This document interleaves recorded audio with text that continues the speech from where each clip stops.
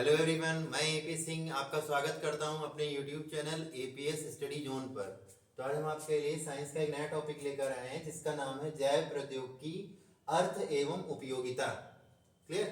तो जैव प्रौद्योगिकी क्या होता है? विज्ञान की विभिन्न शाखाओं और उप शाखाओं का सम्मिलित एवं समन्वित ज्ञान ही जैव प्रौद्योगिकी है। क्लियर। कहने का मतलब क्या होता है, जो विज्ञान की एक ऐसी शाखा है जैव प्रौद्योगिकी, जिसको हम लोग पहली बात तो बायोटेक्नोलॉजी के नाम से जानते हैं, ठीक है। पर एक ऐसी शाखा है विज्ञान की जिसके अंतर्गत क्या किया जाता है, कुछ ऐसे उपकरण वगैरह बनाए जाते हैं या कुछ ऐसी नई चीजों का निर्माण किया जाता है जिससे क्या हो जाता है, जीवों को कार्य करने में आसानी हो जाए। यानी जीव जो अपनी जैविक क्रियाएं कर रहे हैं वो सुचारू ढंग से चलती रह सके, है ना। तो उनको आसान बनाने के लिए कुछ चीजें इसमें बनाई जाती हैं, या कुछ ऐसे इस जैव प्रौद्योगिकी के द्वारा कुछ ऐसी चीजें निर्मित की जाती हैं जिससे उनके कार्य को और आसानी से कर सकें और बहुत अच्छी सुविधा के साथ किया जा सके, ठीक है। इसके द्वारा किया जाता है। फिर कह रहा है इसके अंतर्गत वैज्ञानिक अभियांत्रिकी का प्रयोग किया जाता है। वैज्ञानिक अभियांत्रिकी मतलब साइंटिफिक इंजीनियरिंग के थ्रू हम लोग क्या कर सकते हैं, इसके अंदर सुधार करते हैं, ठीक है। जैसे कह रहा है जैव प्रौद्योगिकी के उपयोग, यानी कहाँ कहाँ पर इसका उपयोग हम लोग कर सकते हैं। तो भी मैंने बताया था, जो जीव होते हैं उनके कार्यों को सुचारू ढंग से चलाने के लिए इसका प्रयोग करते हैं, ठीक है। तो जैसे इसमें देखते हैं कृषि के क्षेत्र में, जैव प्रौद्योगिकी द्वारा बहुत सारी चीजें बनाई जा रही है। जैसे कुछ उपकरण ऐसे आ गए हैं जो बहुत आसानी से क्या कर सकते हैं, कृषि कार्यों को कर सकते हैं, है ना। जैसे कि देख सकते हैं आप, सिंचाई के लिए बहुत सारे उपकरण आ चुके हैं, है ना। जुताई बुआई करने के लिए बहुत सारे उपकरण आ चुके हैं ना। तो इन सब चीजों में क्या हो जाता है कि आपका कृषि के क्षेत्र में जैव प्रौद्योगिकी का प्रयोग हम लोग करते हैं। फिर आता है औद्योगिक क्षेत्र में। औद्योगिक क्षेत्र मतलब इंडस्ट्रियल जो सेक्टर होता है उसमें भी क्या किया जाता है, जैव प्रौद्योगिकी के थ्रू कार्य किए जाते हैं, जिसमें बड़ी आसानी से बहुत बड़े बड़े कामों को क्या कह सकते हैं, बहुत कम समय में और बहुत सुविधा के साथ किया जा सकता है ना। तो उसको बोलते हैं क्या हम लोग, औद्योगिक क्षेत्र में प्रयोग करते हैं। स्वास्थ्य के क्षेत्र में आपने देखा होगा बहुत सारे ऐसे इंस्ट्रूमेंट आ गए हैं जिसके थ्रू क्या होता है, बड़ी आसानी से बड़े बड़े टेस्टिंग वगैरह की जा सकती है। जैसे आप देख सकते हैं, बहुत छोटा सा एग्जांपल अगर आप देखें, थर्मामीटर वगैरह देख लीजिए। पहले कांच का आता था ना थर्मामीटर वगैरह, उसको मुंह में ऐसे दबा के रखना पड़ता था या बगल में दबा के रखते थे ना, तो उससे चेक किया जाता टेम्परेचर वगैरह। अब क्या हो गया, एक प्लास्टिक का थर्मामीटर छोटा सा आ गया है ना, और उसको क्या करते हैं, ऐसे आपका मस्तिष्क पर या तो माथे पर या तो टच करके बता देते हैं, या फिर आपने देखा होगा आजकल जो थर्मल स्कैनिंग होती है ना, ऐसे एक मशीन टाइप का रहता है और आप ऐसे उसको 2 बार दबाए पुश की अंदर की तरफ, और क्या होता है, एक मतलब जो जितना भी उसमें हो, 1 बार दबाया 2 बार बताया, जैसा कि हो पुश किया और उसके थ्रू क्या हो जाता है, टेम्परेचर को वो आपके बता देता है ना। तो ये सब क्या है, उसी के अंतर्गत की तकनीक है। पल्स ऑक्सीमीटर वगैरह आ गए हैं ना, तो देखा होगा जिसमें आप ऐसे उंगली रखे और ऑक्सीजन का जो लेवल वगैरह है वो बता देता है। तो ये सब क्या है, धीरे धीरे टेक्नोलॉजी बढ़ रही है ना। तो वो जो टेक्नोलॉजी बढ़ रही है उसका जो बायोटेक्नोलॉजी बढ़ी उसका क्या क्षेत्र में, स्वास्थ्य के क्षेत्र में प्रयोग कर लेते हैं हम लोग। पर्यावरण के क्षेत्र में क्या प्रयोग, पर्यावरण के क्षेत्र में जैसे पर्यावरण प्रदूषण का लेवल कैसा है, कितना प्रदूषण जो होता है वो एब्जॉर्ब कर सकते हैं पेड़ पौधे, है ना। तो ये सब चीजों का विज्ञान कराया जा रहा है किसके द्वारा, जैव प्रौद्योगिकी यानी बायोटेक्नोलॉजी के द्वारा। क्लियर है। तो ये बायोटेक्नोलॉजी की सुविधाएं हैं। फिर कहते हैं जीनी अभियांत्रिकी। जीनी अभियांत्रिकी क्या होता है, जिसको हम लोग जेनेटिक इंजीनियरिंग के थ्रू जोड़ते हैं, जेनेटिक इंजीनियरिंग के थ्रू बताते हैं। तो अभियांत्रिकी देखिए, आपको पता है इंजीनियरिंग जो होती है उसका मतलब ये होता है कि जैसे किसी चीज में कोई सुधार करके आप नया चीज बना रहे हो, है ना, या कोई चीज जो टूटी फूटी है उसको जोड़ करके सही कर दिया। तो ये सब किसके अंदर आते हैं, इंजीनियरिंग के अंदर यानी अभियांत्रिकी के अंदर आ जाता है। लेकिन यदि हम इसमें क्या करते हैं, जीनी शब्द जोड़ दें यानी जीन से रिलेटेड हो जाएगा, ठीक है। तो जीन की जो तोड़फोड़ होती है उसको सही करते हैं। जैसे जीवों के आनुवांशिक पदार्थ में जोड़ तोड़ करके उनके दोषपूर्ण आनुवंशिक लक्षणों के जीन्स को हटाकर उनके स्थान पर डीएनए में उत्कृष्ट लक्षणों के जीन्स को समाविष्ट करना ही जीनी अभियांत्रिकी कहलाता है। यानी जीनी अभियांत्रिकी द्वारा कह सकते हैं जो डीएनए वगैरह पुरानी जीवित कोशिकाओं में रहता है उसमें क्या करते हैं, तोड़फोड़ करके या कुछ उसमें कह सकते हैं कि एडिट करके हम लोग क्या करते हैं, उसको नया रूप दे देते हैं या उसमें कुछ सुधार कर देते हैं, उनके लक्षणों में उत्कृष्ट लक्षणों को उसमें क्या कर देते हैं, समाहित कर देते हैं। तो इसके थ्रू जो प्रोसेस की जाती है वो किस साइंस के थ्रू की जाती है, तो उसको बोलते हैं क्या हम लोग, जीनी अभियांत्रिकी या जेनेटिक इंजीनियरिंग के द्वारा। यानी जीन्स में सुधार किया जा रहा है, वो किसमें किसके द्वारा किया जाता है, जेनेटिक इंजीनियरिंग या जीनी अभियांत्रिकी के द्वारा किया जाता है। क्लियर है। जीनी अभियांत्रिकी के चरण यानी कुछ इसके फेजेस होंगे, चरण होंगे, जिसके थ्रू क्या हो जाता है, इसको हम लोग करते हैं। जैसे पहला क्या करें, वांछित जीन का विलगन। जो वांछित जीन होता है उसका क्या करते हैं, विलगन कर देते हैं ना। ये चीज रहता है। वाहक डीएनए अणु का चयन, यानी जिस डीएनए अणु में चेंज करने उनका पहले चयन तो होना चाहिए कि किसमें क्या दिक्कत है ना, उस चीज को पहले आप क्या करेंगे, चयन करेंगे, सेलेक्ट करेंगे ना। पुनर्संयोजित डीएनए अणु का निर्माण, यानी जो डीएनए अणु अब आपने जो चयन किया उसमें कुछ सुधार किया है ना, तो उस डीएनए अणु को जो निर्मित कर रहे हैं यानी बना रहे हैं हम लोग, तो उसको क्या बोलते हैं, पुनर्संयोजी डीएनए अणु का निर्माण कह देते हैं। क्लियर है? पुनर्संयोजी डीएनए अणु का पुंजकीकरण, अब जब ये बन गए तो सारे जितने आपने नए बनाए हैं डीएनए अणु को, जो आपने निर्मित किए हैं उसको सुधार करके, उनका एक पुंजकीकरण करते हैं, यानी पुंजनुमा आकृति में उसको क्या करते हैं, व्यवस्थित कर देते हैं। इस पुंजनुमा आकृति में डीएनए, पुनर्संयोजी डीएनए जो होता है उसको व्यवस्थित करने की प्रक्रिया पुनर्संयोजी डीएनए का पुंजकीकरण कहलाती है। क्लियर है? और ये सब चरण किसके हैं, तो आपके किसके चरण है, जीनी अभियांत्रिकी के। फिर आता है जीनी अभियांत्रिकी के अनुप्रयोग, यानी जीनी अभियांत्रिकी को कहां कहां पर हम लोग क्या कर सकते हैं, यूज कर सकते हैं ना, प्रयोग कर सकते हैं। तो जैसे पहला कह रहा है जीन्स का निर्माण करता है, जीनी अभियांत्रिकी क्या करता है, तो जीन्स का निर्माण करता है ना, जीन्स बनाने के लिए क्या करता है, सहायता करता है।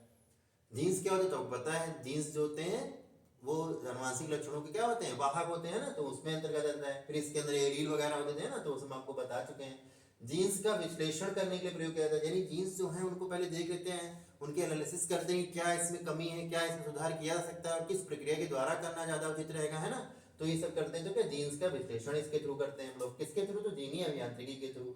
फिर जीन्स का प्रतिस्थापन करते हैं। प्रतिस्थापन देखिए क्या होता है, प्रतिस्थापन का मतलब होता है जैसे एक जगह पर कोई जीन है, ठीक है, उसको हटाएंगे तब वहां पे कोई दूसरा जीन क्या हो जाएगा, बैठ जाएगा।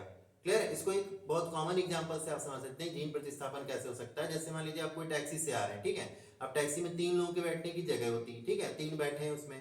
अब आपने मान लीजिए टैक्सी को रोका और उसमें आप देख रहे हैं कि जगह नहीं मिल रही बैठने की, तो उसपे एक यही ऑप्शन हो सकता है कि उसमें से कोई उतरेगा, ठीक है, तब आप क्या करेंगे, वहां पर उसका स्थान ग्रहण करें। यानी एक व्यक्ति कोई हटा तब आपने क्या किया, स्थान ग्रहण किया। तो ये क्या है, प्रतिस्थापन है, यानी किसी के स्थान को क्या कर देना, परिवर्तित कर देना, उसका स्थान अलग कर देना, यानी फिर उसके स्थान को किसी दूसरे के द्वारा क्या कर देना, ग्रहण कर लेना। तो इसको कहते हैं क्या हम लोग, प्रतिस्थापन कह देते हैं। क्लियर है? इसको एक और अगर छोटा सा एग्जांपल और देख सकते हैं प्रतिस्थापन का मतलब क्या हो सकता है। जैसे मान लीजिए एक रोबोट रेड कलर का है, ठीक है, और एक रोबोट कैसा है, ब्लैक कलर का है, ठीक, एक रेड कलर का हो गया, एक ब्लैक कलर का, दोनों रोबोट आए और दोनों ने हाथ मिलाया, मान लीजिए हैंडशेक किया, ठीक है। तो हैंडशेक जब किया तो उसने उसका हैंडशेक करते थे, दोनों ने क्या किया, एक दूसरे का हाथ उखाड़ लिया मान लीजिए, ठीक है। रेड वाले का आ गया ब्लैक वाले के हाथ में, ब्लैक वाले का आ गया किसके हाथ में, रेड वाले के हाथ में, ठीक है। अब उन्होंने क्या किया कि दोनों ने जब देखा कि अरे ये तो हाथ हाथ में ही आ गया, ठीक है, तो उन्होंने क्या किया कि उस जो ब्लैक वाला था उस वाले को क्या किया, रेड वाले के हाथ में, रेड वाले रोबोट के हाथ में फिट कर दिया, ठीक है, ब्लैक वाले का हैंड। और जो ब्लैक रेड वाले का जो हैंड था वो किसके, ब्लैक वाले में लग गया, यानी ब्लैक वाला जो पूरी बॉडी ब्लैक रोबोट था उसमें रेड हैंड लग गया, ठीक है, लाल हाथ लग गया, ठीक है। और जो आपका रेड वाला रोबोट था उसमें क्या लग गया, ब्लैक हैंड लग गया, है ना। तो ये क्या हो गया, प्रतिस्थापन हो गया। क्लियर? उसकी जगह उसने ले ली, उसकी जगह उसने, और ये प्रतिस्थापन स्पष्ट रूप से क्या हो रहा है, दिख रहा है। क्लियर है? क्यों? क्योंकि क्या हो रहा है, उसका कलर ही अलग है, रेड वाले का रेड कलर था और ब्लैक आ गया, ब्लैक वाले का रेड कलर था उस पे क्या आ गया, ब्लैक वाले में रेड कलर का आ गया हैंड और रेड वाले में ब्लैक कलर का, सीधे सीधे दिख रहा है क्या, यहाँ पर प्रतिस्थापित किया गया है दोनों का हाथ, है ना। तो यानी जीन्स का जो प्रतिस्थापन होता है वो भी क्या होता है, कुछ इसी प्रकार से होता है। जीन्स में हालांकि जो प्रतिस्थापन होता है इसको आपने गुणसूत्रों में भी देखा होगा। गुणसूत्र में क्या हो जाता है, जब जो गुणसूत्र होते हैं वो अपने ऊपरी सिरों को ट्रांसफॉर्म कर देते हैं, यानी अपना ऊपरी सिरा विखंडित करके दूसरे के साथ जोड़ देते हैं और उसका दूसरा सिरा दूसरे के साथ जोड़ते हैं। तो ये क्या हो जाता है, ये प्रतिस्थापन आता है। हालांकि वो प्रक्रिया वहां पर बोली जाती है क्रॉसिंग ओवर कहते हैं उसको, क्या कहते हैं, क्रॉसिंग ओवर के नाम से जानते हैं। फिर आ जाता है रोगजनक विषाणु का रूपांतरण। अब जो रोगजनक विषाणु होते हैं वो भी क्या करते हैं, अपना रूप बदल सकते हैं। क्लियर है? रूप बदल करके क्या करते हैं, दूसरे किसी जीव के अंदर ट्रांसमिट हो जाते हैं और वहां जाके क्या करते हैं, रोग को कारित करते हैं। क्लियर है? तो क्या कहेंगे, रोगजनक विषाणु का रूपांतरण किया सकता है किसके द्वारा, तो जीनी अभियांत्रिकी के द्वारा। फिर आता है ट्रांसजेनिक जीव। ट्रांसजेनिक जीव क्या होते हैं, कुछ ऐसे जीव जो होते हैं जिनमें जेनेटिकली मॉडिफाइड करके क्या किया जाता है, उनके अंदर सुधार कर लिया जाता है, जिसको हम लोग जीएमओ के नाम से भी जानते हैं। जीएमओ का मतलब जेनेटिकली मॉडिफाइड ऑर्गेनिज्म, क्या कहेंगे, जेनेटिकली मॉडिफाइड ऑर्गेनिज्म, यानी कि जीएमओ। इसका मतलब होता है कि ऐसे जीव जो होते हैं जिनमें क्या होता है कि जेनेटिक रूप से कुछ उसमें ट्रांसफॉर्मेशन की जाती है, यानी कुछ बदलाव लाए जाते हैं जिसके फलस्वरूप उनमें सुधार हो जाता है। ठीक है, जैसे कोई गुण है और वो गुण आपको लग रहा है कि नहीं इस बीज से या इस जीव से क्या करना है, इस गुण को हटा करके दूसरा कोई गुण इसमें ट्रांसफॉर्म करना है ना। जैसे ज्यादातर उत्पादकता बढ़ाने के लिए इस तरह के जीव बनाए जाते हैं, ठीक है, चाहे वो जंतु हो चाहे वो पादप हो सकते हैं, ठीक है।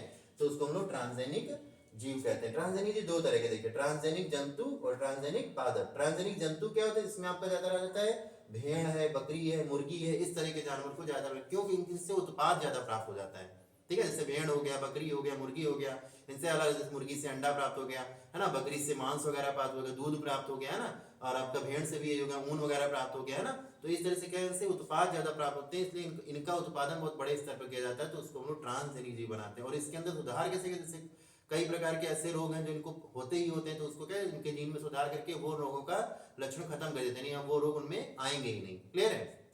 ऐसे पादप होता है, पादप में जैसे ट्रांसजेनिक पादप जो होंगे उसमें क्या है, बीटी फसलें। बीटी फसलें क्या होती है, तो बैसिलस थूरिजिएंसिस नाम का एक बैक्टीरिया होता है जो फसलों के बीज में क्या होता है, ट्रांसमिट करा देता है, जिससे क्या होता है कि जो नई फसलें आएंगी उनमें किसी प्रकार के रोग नहीं होंगे, कोई कीट का उसमें आक्रमण नहीं हो पाएगा, यानी कोई कीट उस पर अटैक नहीं करेगा, है ना, क्योंकि उसके अंदर क्या है, पहले से एक बैसिलस थूरिजिएंसिस नाम का बैक्टीरिया ट्रांसमिट कर दिया गया है, यानी कि उसके अंदर पहुंचा दिया गया, जिससे क्या हो सकता है कि उसको इस प्रकार के कोई पादप रोग वगैरह नहीं हो पाएंगे, है ना। तो यानी जब रोग नहीं होंगे तो उपज क्या हो जाएगी, बढ़ जाएगी, तभी इस तरह की फसलों का इस्तेमाल ज्यादा होता है और ज्यादातर इसको उगाया जाता है, क्योंकि इसमें क्या होता है, कीट नहीं लगते हैं, ठीक है। दूसरी बात क्या हो जाता है, कोई प्रकार की बीमारियां नहीं आएंगी पादप संबंधी, है ना। तो इस तरह से क्या होता है, ये ज्यादातर यूज किया जाता है। ध्यान रखेंगे बीटी का यहाँ फुल फॉर्म क्या है, तो बैसिलस थूरिजिएंसिस। इसमें बहुत सारी फसलें जैसे बीटी बैगन बन जाता है ना, बीटी टमाटर बन जाता है, इस तरह से कई सारी फसलें बनाई जाती हैं, ठीक है। अच्छा, अब आता है हरित क्रांति और एक श्वेत क्रांति टर्म आ गया। हरित क्रांति का मतलब क्या होता है, जब हरे पेड़ पौधों का उत्पादन बहुत ज्यादा बढ़ जाता है और ऐसा बढ़ जाए जिससे लोगों को लाभ ही पहुंचे, हानि ना हो, तो उसको हम लोग बोल देते हैं क्या, हरित क्रांति। क्लियर है। हरित क्रांति जो थी भारत में जब आई गई थी, तो आई थी आपकी कितनी, 1967-68 के आसपास। क्लियर है, यानी कि 1967 टू 1968। क्लियर है। भारत में हरित क्रांति के जो जनक थे डॉक्टर एमएस स्वामीनाथन थे। क्या नाम था, भारत में हरित क्रांति के जो जनक थे उनका नाम था क्या, एमएस स्वामीनाथन नाम था। क्लियर है। इनकी पुस्तकें भी कुछ हैं, जैसे from green to evergreen revolution, ठीक है, science and sustainable food security, ये सब किसकी पुस्तकें हैं, डॉक्टर एमएस स्वामीनाथन की, जो भारत में हरित क्रांति के जनक माने जाते हैं, ठीक है। क्लियर है।